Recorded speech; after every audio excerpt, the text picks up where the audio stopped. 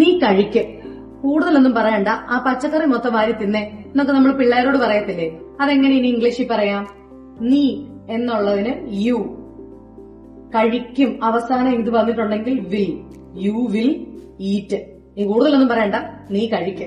ഇനി നീ കഴിക്കത്തില്ല, അത് എന്റെ ഐസ്ക്രീമാ, അതെ തൊട്ടു പോവരുത് എന്നൊക്കെ പറയാൻ വേണ്ടി യു ഇല്ല എന്ന് കാണിക്കാൻ വിൽ നോട്ട് ഈറ്റ്.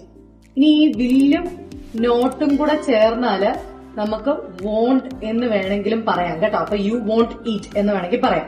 നീ കഴിക്കുമോ? നിനക്ക് ഇഷ്ടമാണോ ആ പീസ്? നീ കഴിക്കുമോ എന്നൊക്കെ ചോദിക്കത്തില്ലേ? അതെങ്ങനെയാ പറയുന്നത്? Will you eat. നീ കഴിക്കുമോ? നീ ഈ സാധനം കഴിക്കുമോ എന്നൊക്കെ ചോദിക്കാം. നീ കഴിക്കില്ലേ? അയ്യോ, ഞാൻ കഷ്ടപ്പെട്ട് ഉണ്ടാക്കി വെച്ചായിരുന്നു, നീ അത് കഴിക്കത്തില്ലേ എന്നൊക്കെ ചോദിക്കാൻ വോണ്ട് യു ഈറ്റ്.